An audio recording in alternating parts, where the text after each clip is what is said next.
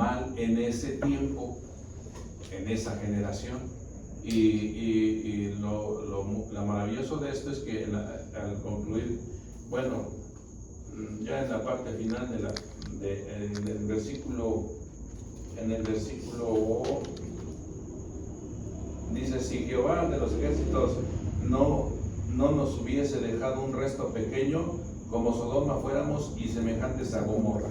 O sea, habla de un remanente fiel que ha sido siempre también desde el Génesis hasta este tiempo de Isaías y permanece en el día de hoy y seguirá hasta que Cristo venga por segunda vez.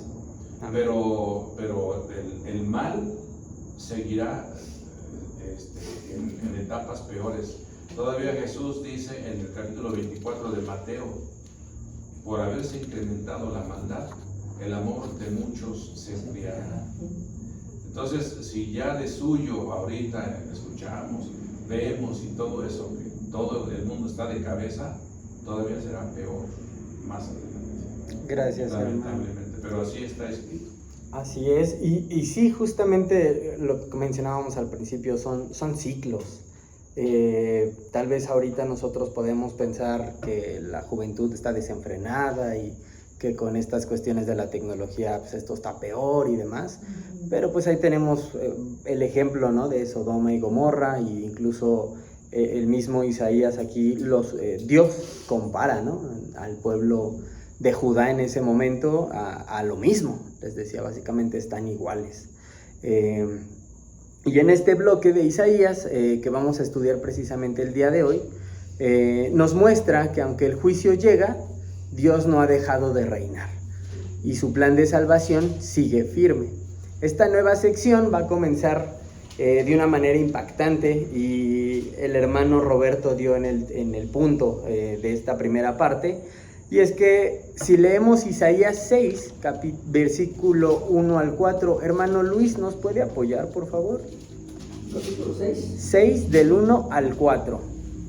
Dice así la palabra: en el año que murió el rey Usías, vi yo al Señor sentado sobre un trono alto y sublime, y sus faldas llenaban el templo. Por encima de él había serafines, cada uno tenía 6 alas, con 2 cubrían sus rostros, con 2 cubrían sus pies y con 2 volaban. Y el uno al otro daba voces diciendo: Santo, Santo, Santo, Jehová de los ejércitos, toda la tierra está llena de su gloria. Y los quiciales de las puertas se estremecieron con la voz del que clamaba, y la casa se llenó de humo. Hasta ahí, hermano, muchas gracias. ¿Se imaginan cómo sería eso? Aquí estamos hablando de que Isaías vio al Señor sentado en su trono. Hermanita Sofi, ¿cómo se sentiría usted si pasara lo mismo que Isaías nos está relatando en estos 4 versículos?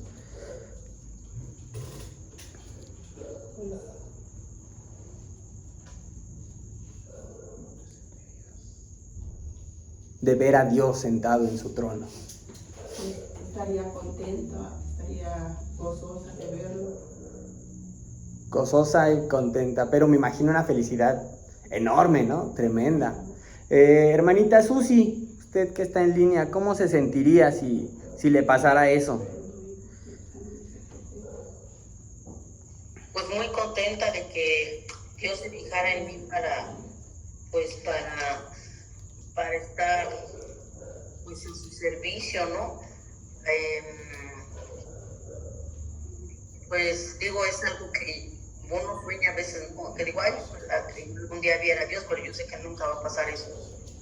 Para ver, se necesitaría ser yo demasiado buena o no sé, pero siento que, como dice la hermana, soy pues gozosa, dichosa de ese momento. De esa honra, ¿no? Sí. Ok, gracias, hermanita Susi. Sí, gracias. Yo creo que yo sentiría como miedo, como temor, como a ver, ¿no? O sea, ver esa silueta de Dios, o no sé, a veces hemos visto escenas donde se ve como una luz, como algo cuando se ve al Señor Jesús. Y yo cuando decía, si a mí se me hubiera parecido, no sé, me daría mucho miedo, un temor, algo. Claro. Quizás a lo mejor sí un gozo, pero con temor. como que una mezcla, ¿no? Ajá, como algo quizás más miedo. Ok, hermano Luis, ¿usted cómo se sentiría? Pues impactado, pero impactado por ser quien es, a quien estoy presenciando en ese momento, pero también impactado por ver a esos serafines con 6 alas. Bueno, no sé, pienso que por un lado estaría gozoso y por otro lado estaría temeroso. Igual, ¿no? Ambas situaciones. Sí. ¿Y usted, hermanita Ceci, cómo? Sí, también coincido con los hermanos, pero creo que sí tendría muchos sentimientos encontrados. Por una parte, pues sería asombro de saber cómo es verdaderamente Dios, porque pues nadie sabe cómo es. Y sentiría alegría, pero al mismo tiempo temor, ganas de acercarme. Pero no. Así, si se enoja, no sé, tendría muchos sentimientos encontrados. Hermanita Sofi. Aquí podemos ver lo que dice, que él pensó que estaba muerto. Pienso que tenía él temor y estaba con dudas, porque aquí lo que dice, ay de mí, que soy muerto, porque siendo hombre inmundo de labios y hablando en medio del pueblo, que tiene labios inmundos, han visto mis ojos al Rey Jehová de los ejércitos. Entonces yo pienso que él estaba asombrado, pero a la vez tenía un poco de temor de verlo, y él ha de haber pensado que estaba muerto ya. Pues sí, ¿no? Imagínense, o sea, estamos acostumbrados a vernos a nosotros. La realidad es que no presenciamos algo, pues fuera del ordinario, algo de lo normal, ¿no? O sea, estamos acostumbrados a ver a personas, a niños, a viejitos, a animalitos, y de repente, como hemos estado viendo en las clases de los domingos, ver a Dios omnipotente, omnipresente, omnisciente, eterno, fiel, es una sensación real de yo creo que de todos nuestros sentimientos a la vez. Y la hermanita Sofi vio precisamente en lo que seguía, ¿no? Porque después de ver esta gloriosa visión, pues Isaías es persona igual que nosotros, fue una persona, fue un ser humano, pero él lo que vio se vio a sí mismo, y no celebró esta visión, sino al contrario, ¿no? Se derrumbó. Esa frase de ay de mí porque perdido estoy refleja el miedo que tuvo, pero también es como si hubiese dicho estoy acabado, ¿no? Yo no puedo estar aquí. Y no es porque él haya hecho algo malo en ese momento, como tal vez decía la hermana Ceci, de me da miedo, ¿no? Tocarlo, capaz se enoja, sino básicamente porque el estar ante la santidad de Dios le reveló a Isaías quién era él. Ahora, si volvemos un poquito al versículo 3, decía, y uno al otro daba voces diciendo, Santo, Santo, Santo, Señor de los ejércitos, llena está toda la tierra de su gloria. Este canto lo están haciendo los serafines, pero hermano Roberto, ¿por qué 3 veces santo?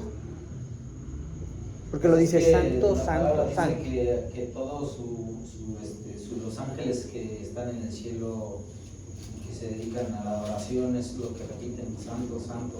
Santo es el Señor, santo, santo, santo es el Señor. Y pues se me ocurre que santo en el sentido de la armonía de Dios, ¿no? Que es Cristo, es el Padre y el Espíritu Santo. Okay. Podría ser por esa razón, ¿no? Pero creo que, como dicen los hermanos, el Señor se está pareciendo a Isaías, porque recordemos que cuando Moisés tiene sus encuentros con Dios, en algún momento le dice, quiero ver tu rostro, y le dice, no, porque si tú quieres ver mi rostro, pues vas a morir, pero te voy a dar la oportunidad de que veas mi espalda. Entonces, lo que yo entiendo es que Él es tan santo que no soporta nada de impureza, y como nosotros somos impuros. Ahora aquí en este caso Él está permitiendo, porque Él es el Dios. Claro. y Él es el que está poniendo esa condición, ¿no? Entonces Él está diciendo, pues Isaías, tú me puedes ver, ¿no? O sea, se le está apareciendo porque quiere, ¿no? Porque puede, ¿no? Pero cualquier otro ser humano no podríamos. Sí, no, incluso le dice, ¿no? Quítate. Tenemos que morir para quitarnos todo y morir en Cristo, porque también tiene sus condiciones, ¿no? Claro, a Moisés le dice, ¿no? Quítate los zapatos, que es de tierra Sí, santa. esta es tierra santa. Tierra santa. Ok, hermanito, gracias. Hermano Samael, ¿tú por qué crees que los ángeles estaban cantando 3 veces santo? Porque es santo, santo, santo. Pues puede ser por, quién sabe, ¿no? No se me ocurre. No se me ocurre. Ok, hermanito, gracias. En hebreo, hermanos, aquí voy a tratar de recordar las palabras de Jesús cuando enseñaba algo, ¿no? No sé si recuerdan. Él decía, de cierto os digo. En el hebreo, repetir una palabra era una manera de intensificar su significado. Entonces, cuando Jesús lo decía así, de cierto os digo, era como para dar un énfasis a que pongan atención en esto. El hecho, aquí no solamente se hace 2 veces, se hace 3. Y eso es bastante significativo. En la cultura hebrea, como les digo, decir algo 3 veces lo elevaba a lo máximo. No hay algo más. Es completamente lo mejor, lo máximo que podía existir, ¿no? Es como decir, Dios es perfectamente santo, incomparablemente santo, o absolutamente santo, completamente santo. Y si nos ponemos a buscar en la Biblia, ningún otro atributo de Dios se repite así. No, nunca se dice amor, amor, amor, o justicia, justicia, justicia, poderoso, poderoso, poderoso. Solamente se dice santo, santo, santo. Y esto nos indica que la santidad de Dios es el atributo que define todo lo demás. Es decir, Dios es un amor santo, es justicia santa y es poder santo. Todo lo que Dios es, lo es en santidad. ¿Pero qué es lo que esto significa? Bueno, pues que no hay pecado en Él, que está completamente separado del mal, que su pureza es completamente perfecta, y que no puede ser corrompido, engañado ni manchado, ¿no? Entre muchas otras cualidades.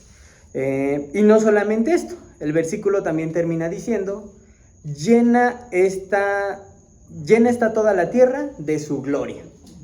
La santidad de Dios no está solamente encerrada en el cielo, sino que se manifiesta en toda la creación.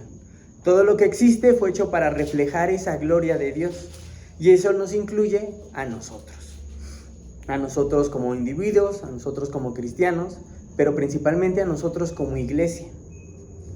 Tenemos que tener siempre presente que a quien adoramos es santo, y que acercarnos a Él debe de ser con reverencia, con temor, con humildad. También nos deja claro que la adoración no es algo trivial, sino que es un encuentro con el Dios vivo y santo. Entonces, volviendo al versículo 5, ¿qué fue lo que hizo Isaías al ver toda esta santidad de Dios? Hermanita Janet, bienvenida. En el capítulo 6, versículo 5 es el que estamos leyendo ahorita. ¿Qué fue lo que hizo Isaías, hermana, al presenciar toda esta santidad de Dios? Capítulo 5, Capítulo 6, versículo 5.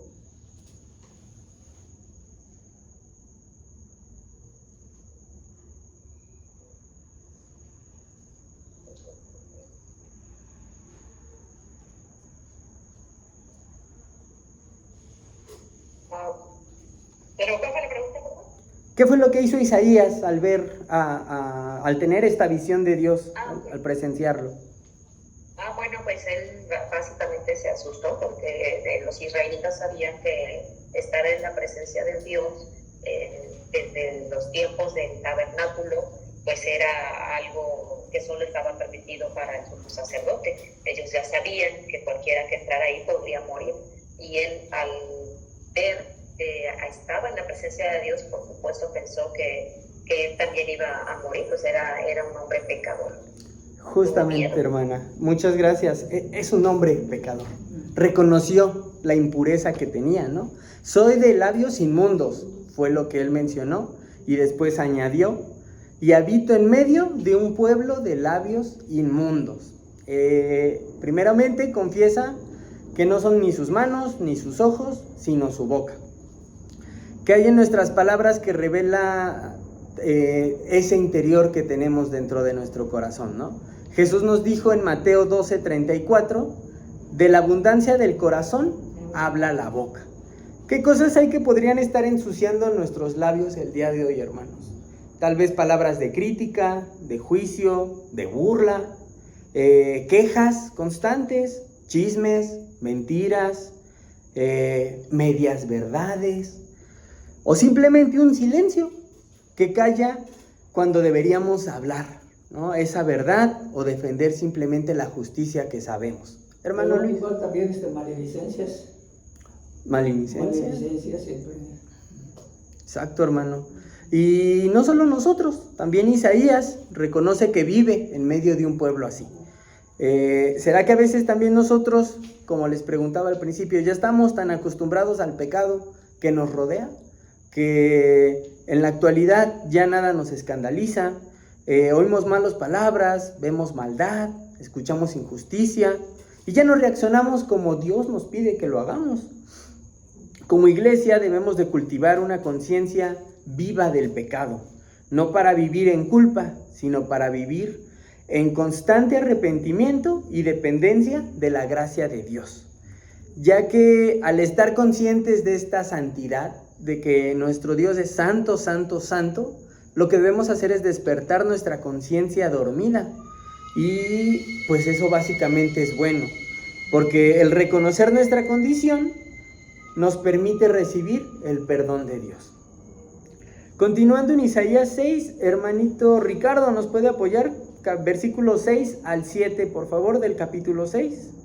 Sí, hermano. Buenas noches a todos. Buenas noches, hermano. Ok. Isaías 6, del 6 al 7. Por favor. Ok. Dice la palabra de Dios.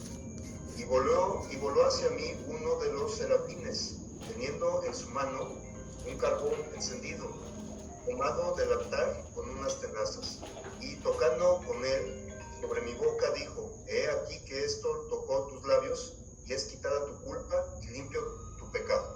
Gracias, hermanito, amén. ¿Isaías pidió ser limpiado? No lo pidió. En ningún momento de estos versículos que hemos leído no se menciona que Isaías lo pidió. Solo aceptó. Simplemente confesó su pecado y así Dios actuó sobre él. Aquí algunos detalles importantes en estos dos versículos que realmente son cortos, pero lo podemos aplicar de una manera muy fuerte en nuestras vidas. El carbón viene del altar. Ese altar es el símbolo del lugar donde se ofrecían los sacrificios por el pecado. En otras palabras, el perdón de Dios viene a través del sacrificio. Y en nuestro caso sabemos que ese sacrificio fue de nuestro amado Señor Jesucristo. Y el carbón toca los labios. Isaías había dicho: soy un hombre de labios inmundos. Dios toca justamente esa área, la más vulnerable, la más dañada, la que Isaías había confesado. Entonces, ¿qué es lo que esto nos enseña? Que cuando traemos nuestras áreas más quebrantadas ante Dios, Él no las va a ignorar. Él las va a tocar, las va a limpiar y las va a restaurar. Pero también nos enseña que Dios no limpia al que se justifica, sino al que se arrepiente. Dios no solamente está perdonando a Isaías, sino que lo está preparando. Este acto de purificación es el paso previo al llamado que viene en el siguiente versículo, el versículo 8, que si me permiten le voy a dar lectura. Isaías 6:8 dice: después oí la voz del Señor que decía: ¿a quién enviaré y quién irá por nosotros? Entonces respondí yo: heme aquí, envíame a mí. Después de ver la gloria de Dios, después de ser limpiado, ahora Isaías escucha la voz de Dios y es básicamente como si el cielo le estuviera haciendo una gran pregunta abierta, ¿no? no le habla directamente por nombre, no le está preguntando, sino que simplemente Dios dice, ¿a quién enviaré? Y lo sorprendente es que Isaías no espera que lo escojan. Él se ofrece. Dice, heme aquí, envíame a mí. Noten que Dios no lo obligó, solamente planteó una necesidad. E Isaías, que minutos antes se sentía perdido, ahora está listo. Hermanita Ceci, ¿qué fue lo que transformó a Isaías? ¿Qué es lo que transformó? ¿Que lo limpiaron de pecado? El perdón. Ajá. El perdón, la gracia, el haber sido tocado por Dios. La verdadera adoración nos lleva a esa acción. Isaías no se quedó simplemente adorando esa visión, ni diciendo, ¡ay, qué bonito! Como nosotros en un culto, en una prédica o en un estudio. Él comprendió la santidad de Dios y eso fue lo que lo llevó a decir, estoy aquí, úsame. Aquí es donde nos tenemos que hacer una pregunta a nosotros mismos. ¿Estamos dispuestos a ser enviados? A decirle a Dios, aquí estoy, úsame Señor como tú quieres usarme. Muchas veces pensamos, no soy digno, no soy suficiente, no tengo los talentos, pero Isaías tampoco estaba listo, hermanos. Solo hizo una cosa, respondió con un corazón obediente, con un corazón dispuesto. ¿Y nosotros? ¿Qué vamos a responderle a Dios si nos llega a preguntar el día de hoy, ¿a quién voy a enviar? Esto también nos está mostrando un patrón espiritual.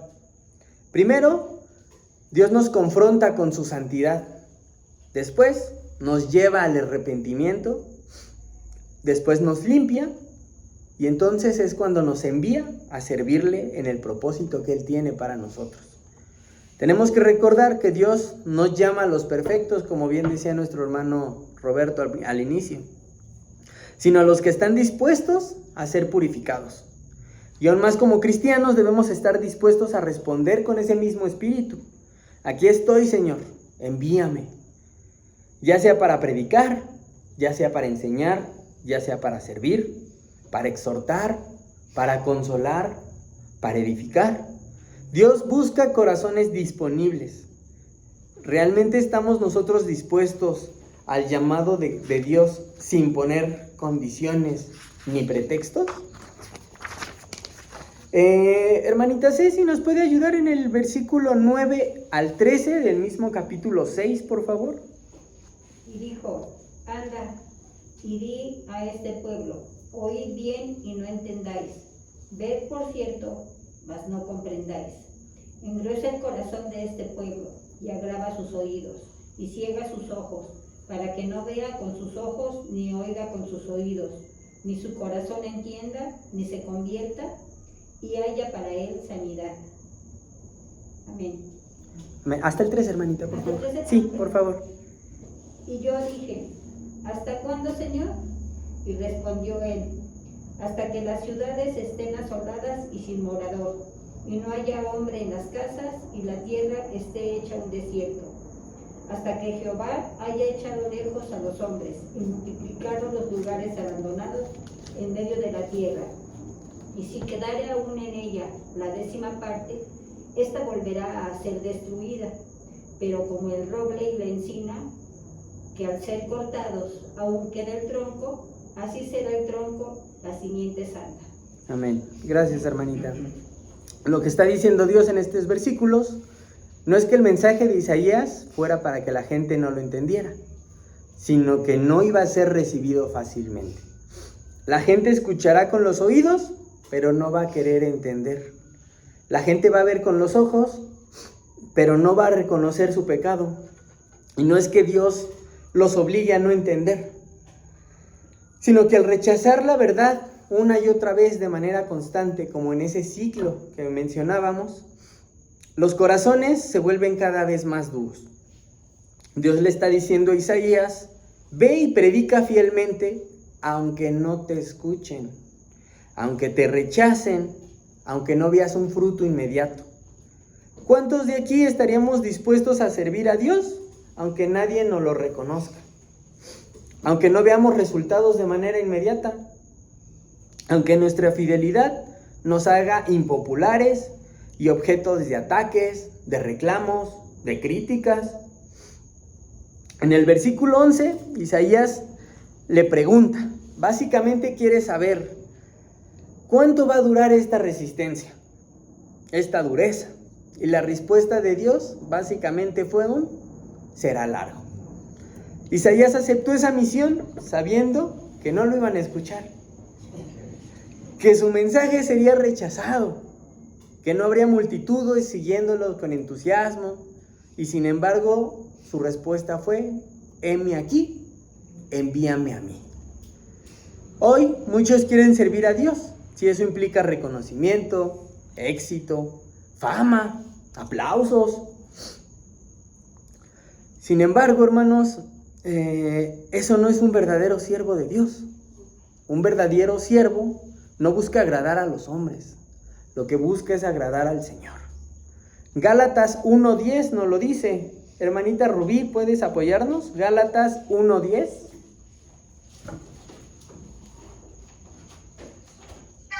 Sí, hermano. Gálatas 1:10. Por favor.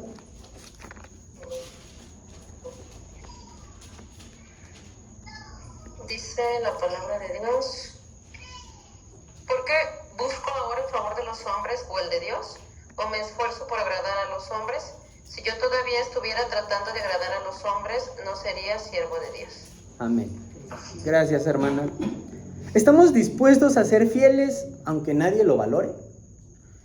¿A predicar aunque nadie nos escuche? ¿A amar aunque nadie nos devuelva ese amor? Servir a Dios a veces implica sembrar con lágrimas, trabajar en silencio, pero mantenerse firme en medio de las críticas y seguir confiando, aunque los frutos tarden en verse. Pero ahí es donde se forjan los verdaderos siervos. No en los escenarios, sino en la obediencia callada y constante. La fidelidad en el ministerio no se mide por los resultados visibles, sino por la obediencia a Dios. Aun si la gente no responde, debemos de seguir proclamando su palabra. En un mundo que cierra los oídos al Evangelio, debemos recordar que el Señor sigue obrando en medio del rechazo. Hermanito Ricardo. Sí, hermano. Bueno, perdón, es que ahorita acordándome que bien lo dice usted, hermano, que pues a pesar de que vamos a recibir vituperios, burlas, inclusive molestias, tenemos que tener ese espíritu de hablar de Dios, de hablar de Jesús, de hablar del Evangelio. Y aquí hay un ejemplo, uno de los mejores ejemplos del apóstol Pablo en 1 Corintios capítulo 9, versículo 16, dice, pues si anuncio el Evangelio no tengo por qué gloriarme, porque me es impuesta necesidad, y hay de mí, si no anunciar el Evangelio. Versículo 18, ¿cuál pues es mi galardón? Que predicando el Evangelio presente gratuitamente el Evangelio de Cristo para no abusar de mi derecho en el Evangelio. Entonces aquí hay un claro ejemplo, hermano, que es nuestra necesidad de hablar. Y hay pues otras personas que desgraciadamente hasta cobran por hacer una oración de un enfermo. Gracias, hermano. ¿Esas personas serán siervos de Dios? Al final nosotros como cristianos, nosotros como iglesia, nosotros como invitados, lo que más anhelamos no es la aprobación del mundo, sino escuchar un día esa voz que nos diga lo que dice Mateo 25:21. Bien, buen siervo y fiel, ¿no? El juicio vendrá, las ciudades serán arrasadas, el pueblo será dispersado, pero incluso en medio de todo eso, Dios nos deja una esperanza. En el versículo 13, Dios está diciendo, aunque todo parezca perdido, queda un remanente. Esta tala representa la purificación del pueblo, el juicio necesario ante su rebelión, pero Dios no está aniquilando su obra, la está limpiando, como bien nos decía el hermano Vicente con el diluvio. Y es que en nuestras vidas a veces Dios va a podar, va a cortar, e incluso va a remover, pero no va a destruirnos a propósito. Él nos está limpiando para restaurarnos. Aunque el árbol esté cortado, la raíz no ha muerto. Y eso es clave. Aquí hay una simiente santa, escondida en ese remanente, en esa raíz que aún vive. Esa raíz que representa dos cosas. A los fieles, que vamos a permanecer unidos. Ese remanente obediente en medio del juicio. Y proféticamente está apuntando al Mesías, al renuevo que nacería de ese linaje que parecía perdido. Esa raíz es su plan redentor. Y esa semilla es santa, no porque el pueblo lo merezca, sino porque Dios ha decidido apartarla para sus propósitos eternos. Esa raíz es Jesucristo, descendiente de David, quien vendrá a traer verdaderamente restauración, no solamente para Israel, sino para todos nosotros hoy en día. Y así es como llegamos al tiempo del rey Acaz, donde la amenaza externa vuelve a estremecer a Judá. El corazón del pueblo, de nuevo, se enfrenta al dilema de confiar o temer. Y allí es donde el mensaje de Dios no se detiene. En los tiempos del rey Acaz, Jerusalén estaba siendo amenazada por una coalición entre Siria e Israel. Su objetivo básicamente era forzar a Judá a unirse contra Siria, el imperio dominante de la época en esos momentos. Pero Acaz, que era el rey, estaba atemorizado, no confiaba en Dios, estaba considerando y para él lo mejor era tener una alianza con Asiria en vez de inclinarse al Señor. En este contexto es que Isaías recibe este primer mensaje para entregarle al rey. En el capítulo 7 de Isaías, versículo 13, hermano Roberto, ¿nos puede apoyar? Dijo entonces Isaías: oíd ahora, casa de David, ¿os es poco el ser molestos a los hombres, sino que también lo seáis a mi Dios? ¿A mi Dios? 7:3. ¿Del 7 al 3? El capítulo 7, versículo 3, hermano. Perdón. No se preocupe. Entonces dijo Jehová a Isaías: sal ahora al encuentro de Acaz, tú y Sear-Jasub, tu hijo, al extremo del acueducto del estanque de arriba, en el camino de la heredad del lavador. Amén. Gracias, hermano. Aquí vemos el nombre del hijo, ¿no? Que es Sear-Jasub. Esto es un mensaje en sí. Significa un remanente volverá. Entonces, así desde el principio, Dios está mostrando que aunque haya crisis, siempre habrá un remanente fiel que Él preservará. Isaías se encuentra con Acaz junto al acueducto, nos lo está diciendo, un lugar estratégico en tiempos de guerra. El rey está ahí probablemente preparando defensas, tal vez pensando en cómo sobrevivir sin depender de Dios. Y entonces Dios le habla por medio del profeta. El versículo 4 nos dice: y dile, cuídate y ten calma, no temas ni desmayes tu corazón ante estos dos cabos de tizones humeantes, a causa de la ira encendida de Resín, de Aram, y del hijo de Remalías. ¿Qué palabras, no? Le está diciendo, no tengas miedo. Sino que básicamente le está recordando que sus enemigos son como carbones a punto de apagarse. Humanamente, si nosotros lo vemos en el día de hoy, pues nos parece algo increíble, ¿no? Un miedo, una guerra inminente, inclusive tal vez hasta la muerte. Pero desde la perspectiva de Dios, estos reyes no eran nada. Le está recordando que sus enemigos son ese carbón que está próximo a apagarse. Así ve el Señor a los poderosos de este mundo, temporales, limitados, frágiles, a los ricos, a los gobernantes corruptos y demás. Así es como los ve nuestro Señor. El segundo mensaje que Isaías le comunica a Acaz es todavía más directo. No solo les dice que no tema, sino que los planes enemigos no se van a cumplir. Hermanito Vicente, ¿nos puede apoyar? Capítulo 7, versículos del 7 al 9, por favor.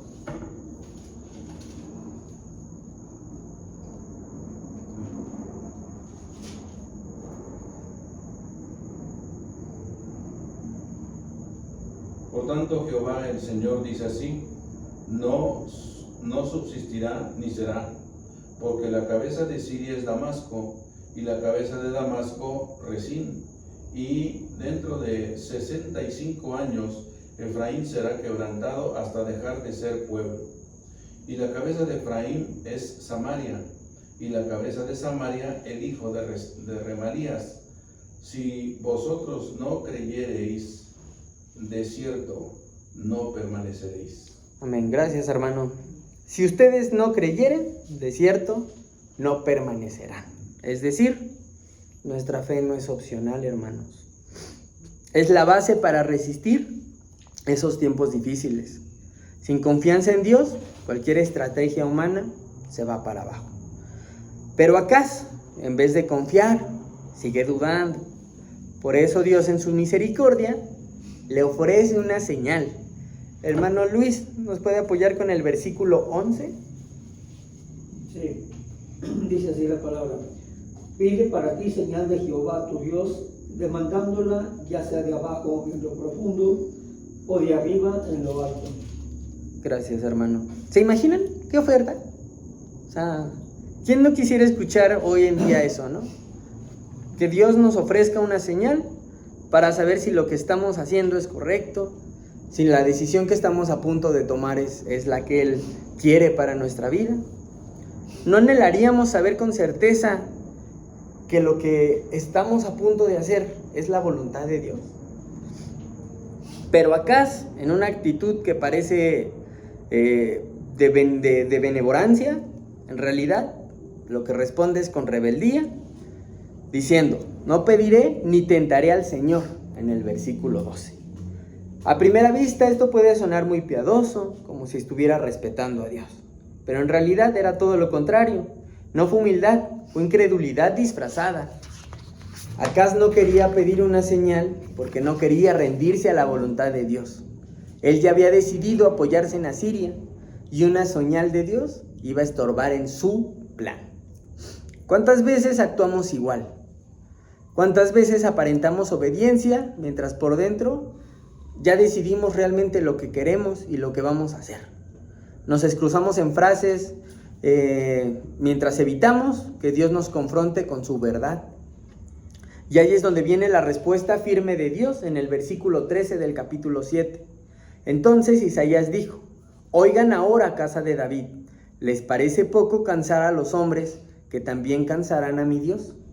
Y entonces, aunque Acaz no pidió la señal, Dios se la da de todos modos. En el versículo 14, por tanto, el Señor mismo les dará esta señal. Miren, una virgen concebirá y dará a luz un hijo, y le pondrá por nombre Emmanuel. Este versículo es una de las profecías mesiánicas más conocidas, ¿no? Ya lo hemos visto muchas veces. Emmanuel significa Dios con nosotros. Y en medio de esa crisis, Dios les estaba diciendo: no teman, yo estoy con ustedes. Aunque Acaz no creyera, el plan de Dios no se iba a detener. Y este niño iba a representar la presencia de Dios en medio de su pueblo elegido. Y el cumplimiento vendría siglos después, con el nacimiento de Jesús, como lo podemos ver en Mateo 1:23. Hermanito Ricardo, ¿nos puede dar lectura al Mateo 1:23 y después darnos su opinión? Sí, hermanito, dice la palabra de Dios: he aquí una virgen concebirá y dará a luz un hijo, y llamará su nombre Emmanuel, que traducido es Dios con nosotros. Amén. Dígame, hermano. Bueno, hermanito, es que nuevamente a mí me costó mucho trabajo. O sea, yo preguntaba cuando recién fui bautizado, ¿por qué Emmanuel y por qué, como dice aquí en Mateo 1:21, por qué el ángel Gabriel le dijo a María: y llamarás a tu hijo Jesús, que significa el Salvador? ¿Y por qué Emmanuel aquí? Pero recordando que los judíos usaban designaciones que representaban las características, cualidades o virtudes de la persona al cual llamaban así. Aquí el profeta Isaías dijo que sería llamado Emmanuel, y Emmanuel sería la descripción del niño que habría de nacer, el cual significa Dios con nosotros, o Dios habitando o caminando entre nosotros. Entonces esto es muy interesante, porque para mí hubo mucha confusión: o era Jesús o era Emmanuel. Pero Por eso es importante estudiar la historia judía. La etimología y todo el contexto básicamente histórico y demás. Muchas gracias, hermanito, tiene toda la razón. Entonces Dios aquí nos está enseñando algo profundo, ¿no? En medio del pecado, la amenaza, esa incredulidad del pueblo, Él iba a seguir con su plan. Y Jesús es la prueba de que Dios no abandona su plan, no se retira aunque lo rechacen. Dios permanece fiel. Como el pueblo que no quiso confiar en el Señor, sufriría las consecuencias de esas decisiones. En lugar de confiar en Dios, Acaz se alió con Asiria y esa decisión iba a provocar una cadena de eventos dolorosos. Isaías declara que el mismo rey de Asiria, al que Acaz quería como aliado, iba a ser un instrumento del juicio divino. En el versículo 17 del mismo capítulo 7 nos lo dice: el Señor hará venir sobre ti, sobre tu pueblo y sobre la casa de tu padre, días como nunca han venido desde el día en que Efraín se apartó de Judá, es decir, al rey de Asiria. Lo que pareciera la solución se iba a convertir en la opresión.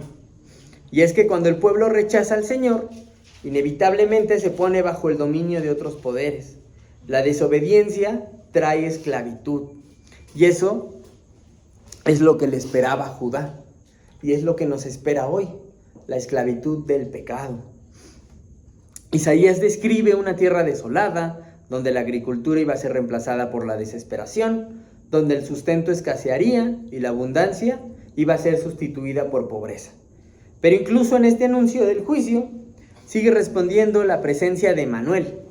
Dios sigue allí, no porque apruebe el pecado, sino porque aún en medio del juicio, Él guía la historia hacia su propósito redentor. La fidelidad de Dios no depende de nuestra fidelidad. Y aunque el pueblo falle, Dios ya prometió que habrá una simiente santa, un renuevo que vendrá a restaurar lo que el pecado destruyó. Esa promesa no quedó en el pasado, se cumplió de manera gloriosa con nuestro Señor Jesucristo. Como bien dijo nuestro hermano Ricardo, Él es Emmanuel, Dios con nosotros, la mayor señal de que Dios no abandona a su pueblo ni a la humanidad.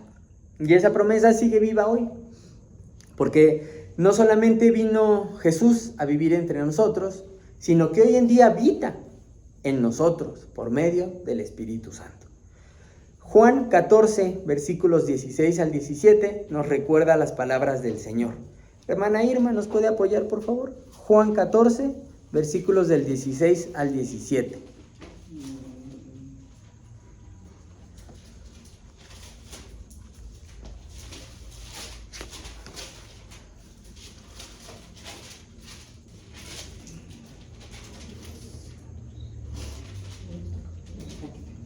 Dice la palabra de Dios. Juan 14, ¿qué? 16 y 17. Dice,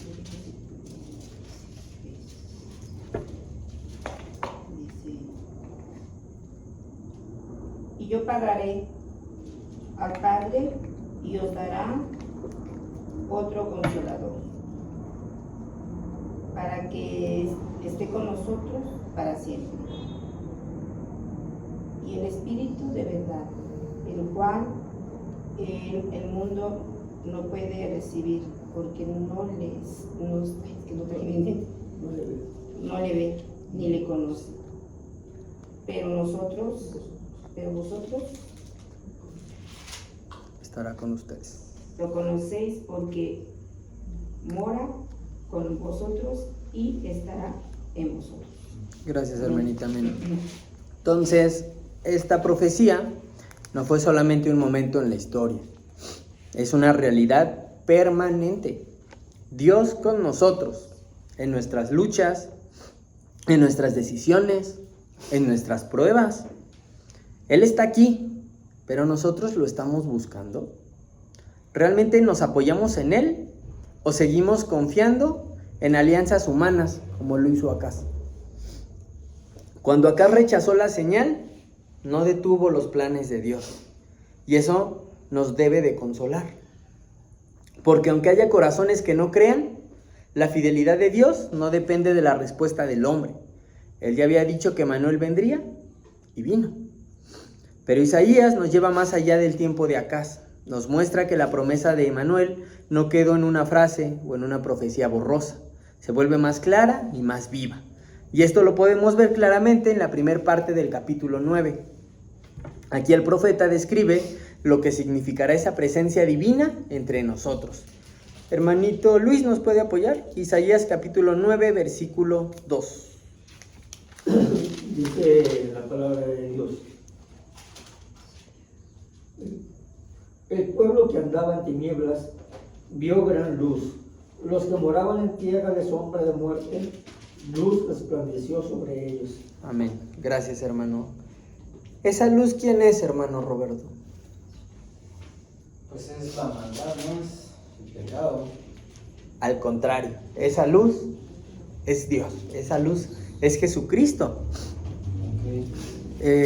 No solamente viene como Salvador, sino también como Rey. Lo que dice el versículo 6 lo describe muy bien, hermanito Samael. ¿Puedes apoyar en Isaías 9, versículo 6? Isaías 9:6. Por favor. Espéreme.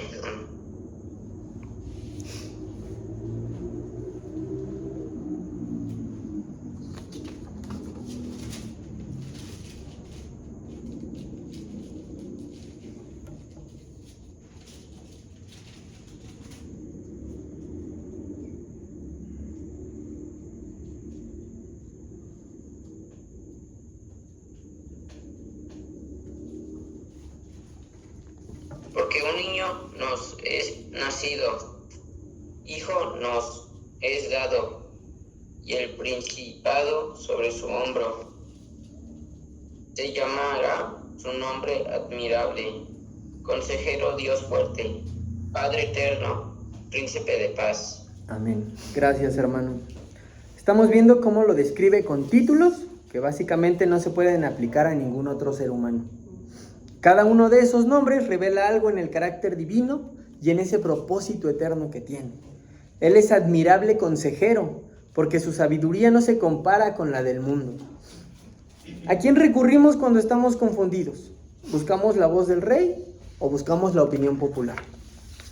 Él es Dios poderoso, porque no es un simple líder, no es un buen maestro, sino que es Dios encarnado, capaz de vencer toda tiniebla, y no solo la oscuridad externa, sino también esa que a veces sentimos dentro, el miedo, el pecado, la culpa.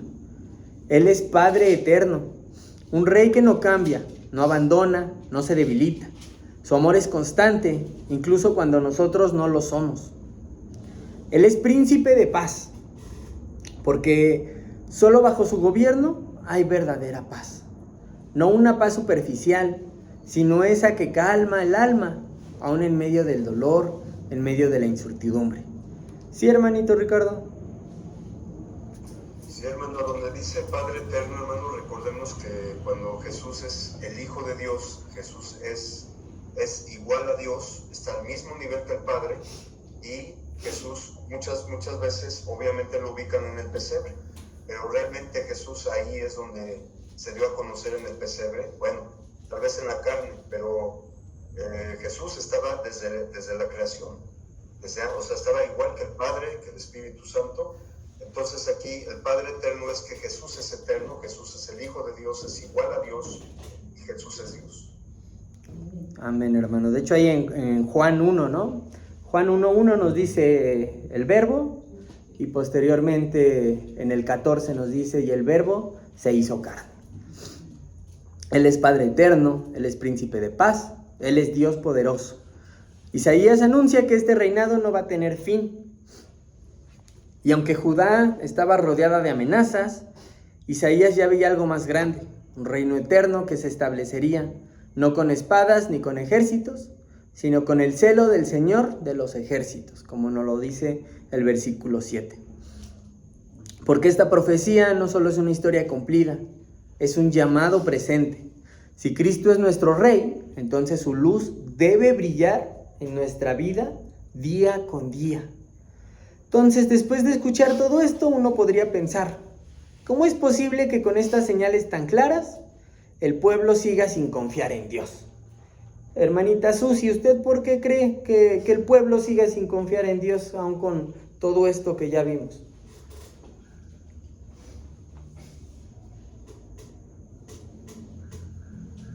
Por falta de fe, hermano. ¿Falta de fe? Ok, hermanita, gracias. Obediencia. ¿Cómo, perdón? Falta de fe, obediencia, amor a Dios. Ok, gracias, hermana. Hermano Luis, ¿usted por qué cree que el pueblo de Judá, aún con todo esto, seguía sin confiar? ¿Por qué Acaz no aceptó? Porque por la soberbia del ser humano que considera que puede prescindir de Dios y que tiene la capacidad para hacerlo él mismo, que no necesita a Dios. Y ese es el principal problema que ha acontecido en la humanidad, el pensar que no necesitamos a Dios. Y que sigue aconteciendo, ¿no? Sigue aconteciendo. Hermana Ceci. Puede ser por falta de conocimiento, que no le conocen más bien y bueno, en ese tiempo no le conocían bien, por eso no lo obedecían. Ok, hermanita, gracias. Pero básicamente Isaías se los estaba diciendo, o sea, él les estaba expresando todo esto que iba a pasar. Pero volviendo, si somos sinceros, como dice el hermano Luis, ¿cuántas veces nosotros también actuamos igual? ¿No? Hay que ponernos a reflexionar un momento en nuestras vidas, tal vez en nuestro día a día. ¿Cuántas veces hemos negado que Dios tome el control de nuestras vidas? Tal vez por falta de conocimiento, tal vez por falta de fe, tal vez por orgullo, por soberbia. Pero la realidad es que nosotros no somos tan diferentes a Judá. A veces vemos la mano de Dios obrando, escuchamos su palabra, incluso sentimos ese llamado, ¿no?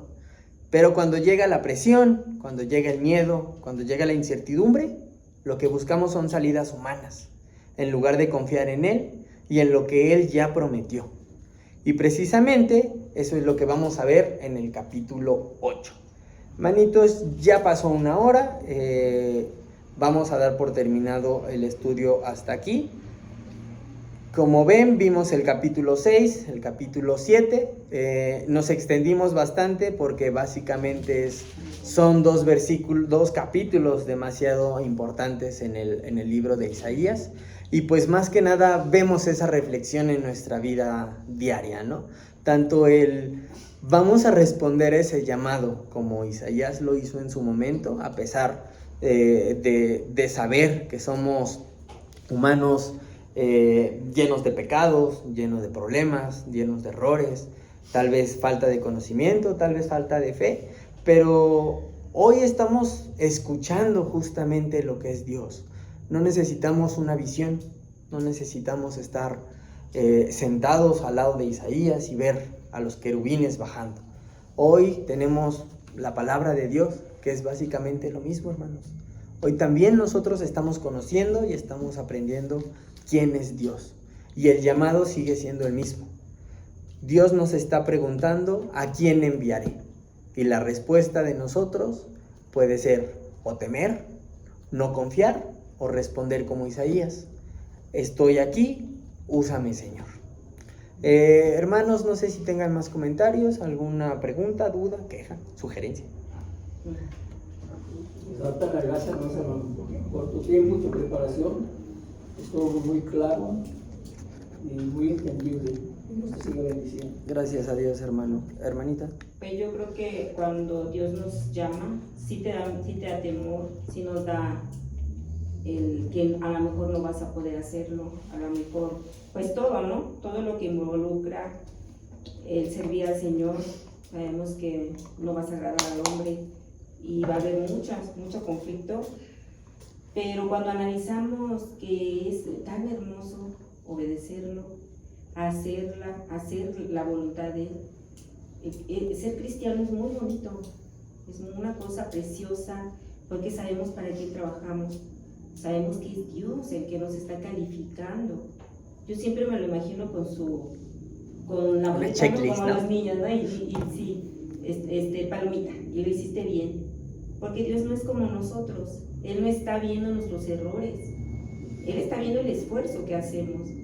y el esfuerzo debe ser precisamente el temor, el miedo, la angustia de que a lo mejor no sale bien esto, pero aún así lo hacemos. No sabemos si solamente Dios es el que nos califica. O sea, Él dice, sí lo hiciste bien, no lo hiciste, te juzgaré por esto, no, te premiaré, te bendeciré más, o a lo mejor no. Pero Él es el único. Entonces cuando piensas en todo eso de Dios, porque es hermosísimo ser cristiano y esforzarte por obedecer, pues dices, bueno, pues yo lo hago.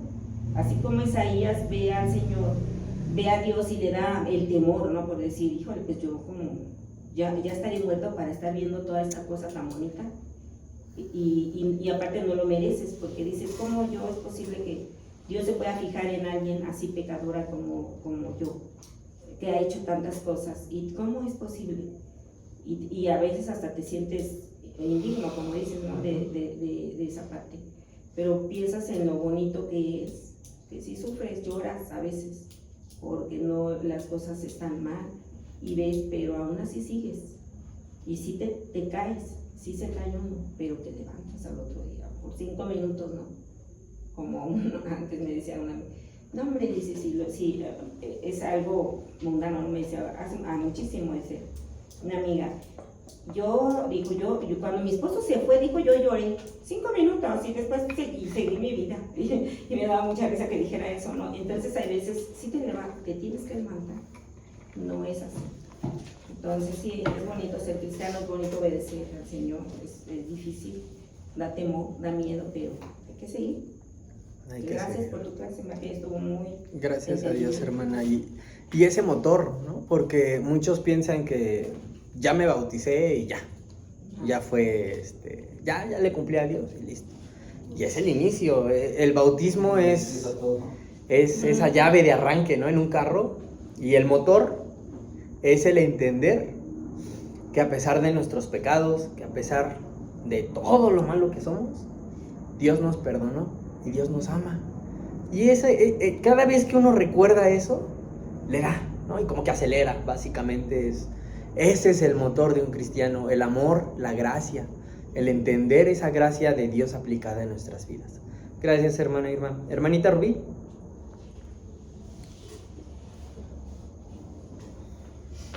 Sí, hermano, pues yo quiero darte las gracias por el estudio. Yo creo que es súper importante que nosotros estudiemos la palabra de Dios, precisamente este tipo de estudios, leer el libro, no comprenderlo, escudriñar las escrituras, nos ayudan y nos debería de bastar para que nosotros nos levantemos en nuestros momentos de prueba, cuando nosotros sentimos que no vamos a poder, o incluso cuando tenemos ese miedo, ¿no? Como decía la hermana Irma, al llamado del Señor. Y cuando también nos sentimos en desánimo, pues basta con la palabra del Señor, porque Dios es suficiente como para levantarnos, ¿no? Es muchísimo más que suficiente. Entonces, hay veces que precisamente por eso, no podemos a veces salir, ¿no? De todo ese tipo de cosas que al final de cuentas son trabas que Satanás está ahí tramando, ¿no? Y nos pone más y más frialdad en nuestro corazón a veces, pero todos estos estudios, todo este libro, ¿no? Que realmente es muy hermoso todo lo que ahorita comentábamos en este estudio, de saber que Dios pues tiene ese llamado para todos nosotros, sin importar que nosotros seamos pecadores, y que nos va a ayudar en ese proceso. Él solamente quiere ese corazón dispuesto. Muchas gracias, hermano. Gracias a Dios, hermana. Y sí, ¿no? Todos, literal, todos los que somos bautizados, todos los que creemos en Cristo, somos llamados a ser esa herramienta.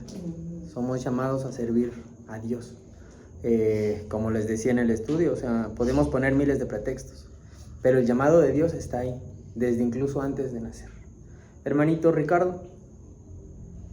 Sí, hermano, antes que nada, gracias a Dios y gracias que lo utiliza como un buen instrumento, hermano. Muchas gracias por Gloria a Dios, estudio, muy interesante.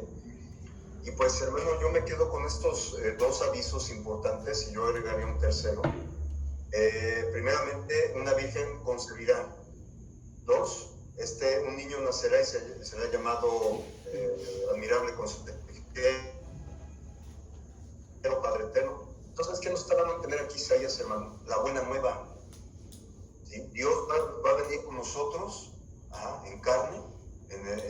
figura de Jesús, el Hijo de Dios, y pues nos va a traer las buenas nuevas de salvación, el Evangelio, que significa la buena noticia de salvación. Entonces, me quedo con el texto de Romanos 10:15. Dice, ¿cómo predicarán si no fueran enviados? Como está escrito, cuán hermosos son los pies de los que anuncian la paz, de los que anuncian buenas nuevas. Entonces el Señor nos dice, ustedes son la sal y son la luz del mundo. Tristemente estamos viendo en este mundo, hermano, cómo estas ideologías, muchas universidades se están metiendo en estas ideologías comunistas, anticristo, Nietzsche, ¿me entiende Nietzsche? Que Dios no está muerto, ¿verdad? Enfriando el corazón de los jóvenes. Entonces debemos de salir para decirles, Dios existe y Dios te ama y Dios te dio la mayor de sus misericordias, que es el Evangelio, para el perdón de tus pecados. Entonces, hermano, estos son dos anuncios importantes de Isaías, de Dios a través de Isaías, y pues lo que nos toca es ahora predicar esa buena nueva en Cristo Jesús. Amén. Gracias, hermanito, por Amén. su clase. Ahí está nuestro llamado, ¿no? Bueno, hermanos, no sé si alguien más tenga algún comentario. Bueno, entonces vamos a despedirnos. Hermano Roberto, ¿nos puede dirigir en oración, por favor? Vamos a orar, hermanos. Adorado Padre Celestial, gracias por esta noche que nos has permitido reunirnos una vez más, Señor, para seguir aprendiendo y a conocerte, Señor, y entender tu mensaje, Señor, y conocer nuestro propósito, lo que tú tienes para nosotros, Señor, que podamos ser hijos agradecidos, que caminemos con agradecimiento, amor y reverencia, Padre, de tu mensaje. Te pedimos por todos los hermanos aquí presentes que quede guardado este mensaje en nuestros corazones y que podamos utilizarlo, Señor, para tu gloria, que podamos dar fruto de lo que aprendemos, que podamos vivir en unidad, Señor, así como tú nos mandas, que podamos transmitirnos amor, así como tú nos lo demandas, y que podamos ser útiles para tus planes y propósitos en esta iglesia, Señor, esta congregación de hijos tuyos. Y te pedimos que bendigas mucho al hermano Martín, bendícelo, que lleve a bien todo este profeta que está enseñándonos, y así con los demás hermanos, Señor, que sea de mucho crecimiento y que esto traiga armonía, Señor, aquí en tu congregación. Te damos las gracias por este estudio, Señor, y todos te lo pedimos en el nombre de tu Hijo Jesucristo. Amén. Amén. Gracias, hermanos. Dios les bendiga. Gracias. Nos vemos. Hermanos,